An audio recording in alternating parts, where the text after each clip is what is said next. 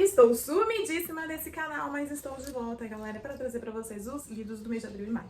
Sim, não vou mentir para vocês, não apareci por aqui, primeiro porque estava bem complicado, está um pouquinho complicado gravar, e segundo porque realmente as visualizações aqui são extremamente baixas, e aí a gente fica um pouco mais desanimado de produzir conteúdos. Já pensei no que eu posso trazer de diferente, mas como eu não consegui formular nada na minha cabeça, por enquanto, vou trazer os vídeos novamente. E se você gosta de me acompanhar por aqui, não esqueça de curtir, comentar, quem sabe compartilhar, sei lá, pro YouTube entregar isso aqui pra mais gente. Então vamos lá? Começando com os contos que eu li, tá? Eu tô fazendo de abril e maio porque em abril eu li muito pouco, basicamente alguns contos e um quadrinho só, que foi o que eu finalizei em abril, por isso que eu juntei pra fazer junto, tá? Então vamos lá. Em abril, vou começar pelos contos. Eu li 2 contos desse livrinho aqui. Eu li Greenbow, do Clement Freud. Esse tem segunda de contos pra vocês. E é aquele conto que eu contei pra vocês que os pais são bem estranhos e vivem deixando o menino sozinho. Então, assim, já falei dele aqui. E o outro conto que eu li desse livro aqui é um quadrinho dentro desse livro, que é esse aqui, ó. Spooning and Spending 3, contra as Hordas Roxas.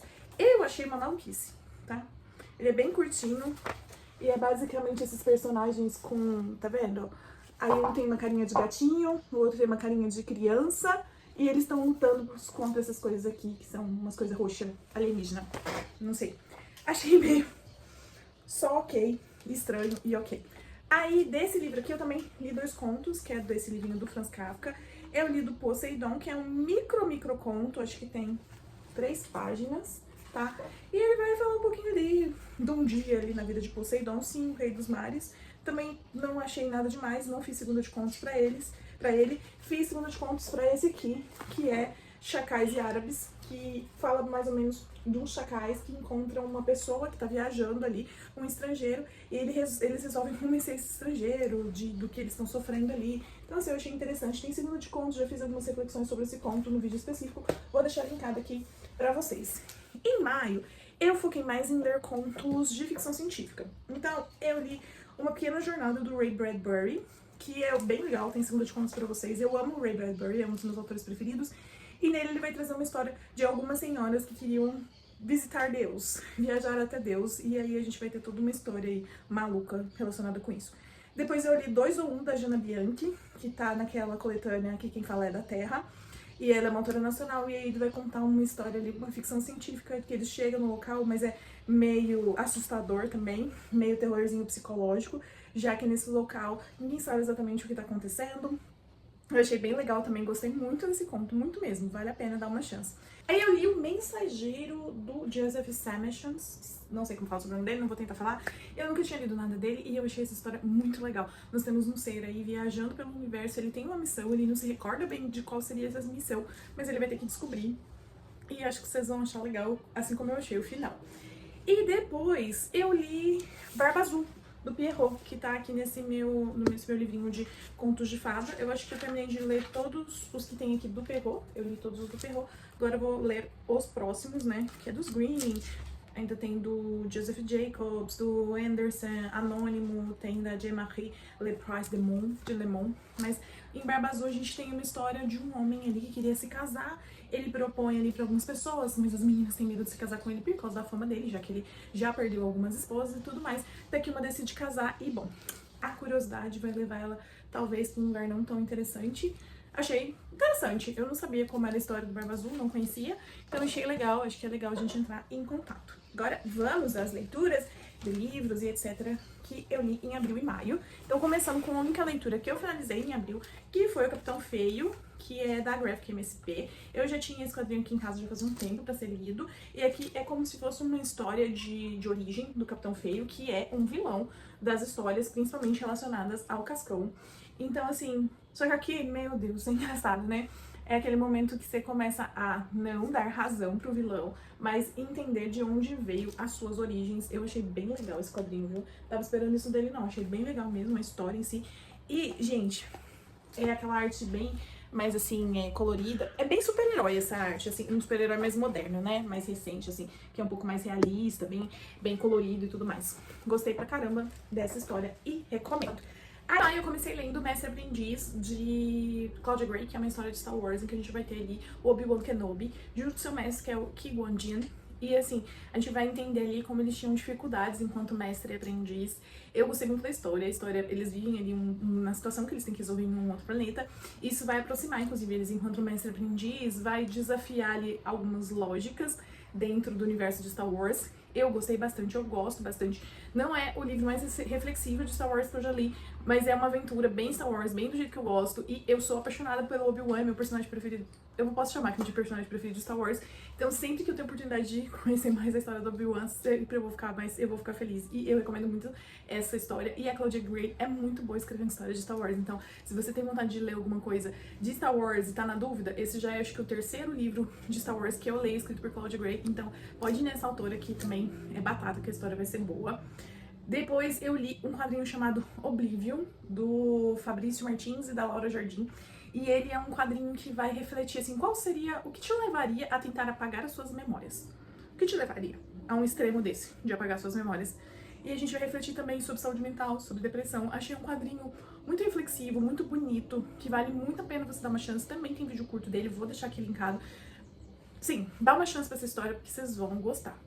Depois eu li Torinho e Viola, que é mais um daqueles continhos que eu, de Monster Romance aí, que eu venho lendo. Eu nem sei quantos continhos desse aqui tem da Ruby Pure, mas eles são bem curtinhos, assim, eles têm 40 páginas, 30 e poucas páginas. E aqui a gente vai ter um Berserker, e, tipo, eu tive que dar até uma pesquisada. Olha, a pessoa dos monstrinhos tem que pesquisar o que é esse monstrinho.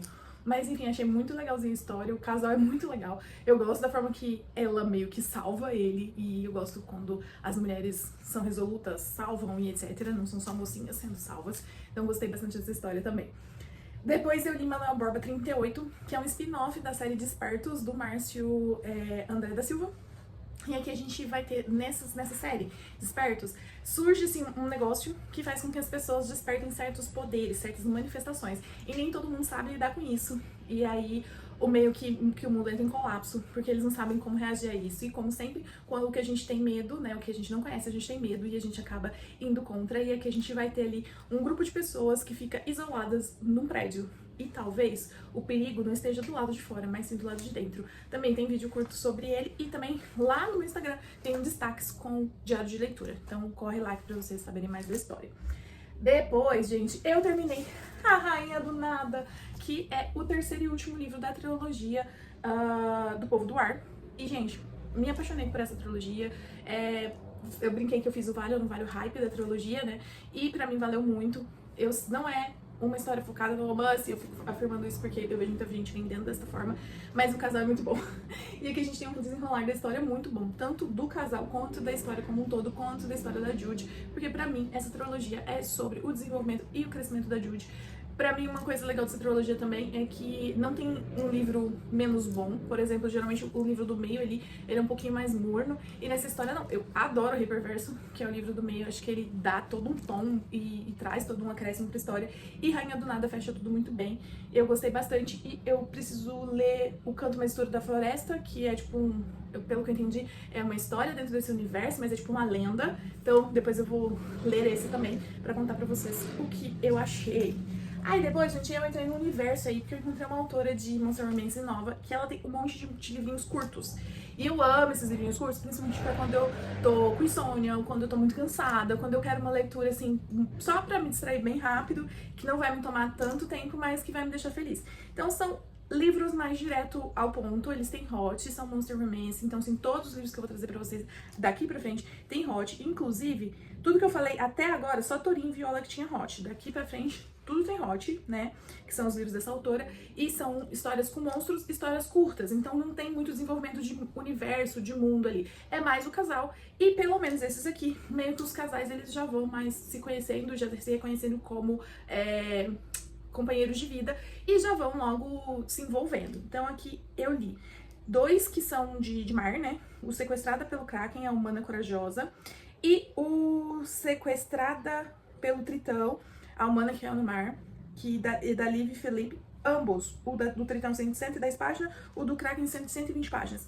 Então, bem rapidinho mesmo, então a gente vai ter aí esses seres do mar, que vão conhecer as suas companheiras de formas assim aleatórias, e eles precisam mostrar pra elas que eles são bons companheiros. Então nessas duas histórias a gente tem um pouquinho mais de resistência ali da humana, principalmente a do Kraken. A do Tritão, ela é uma cientista, então ela fica meio curiosa, né? Ela quer meio que explorar e entender essa espécie nova, já que ela ama o oceano, ela é bióloga, ela estuda isso, então ela quer muito entender. Então ela acaba se encantando por esse lado mais científico da história. Enquanto a do Kraken tá bem assim, gente, precisa ir embora, gente, precisa ir embora. Mas, né, muito rapidamente elas caíram no amor aí dos seus companheiros.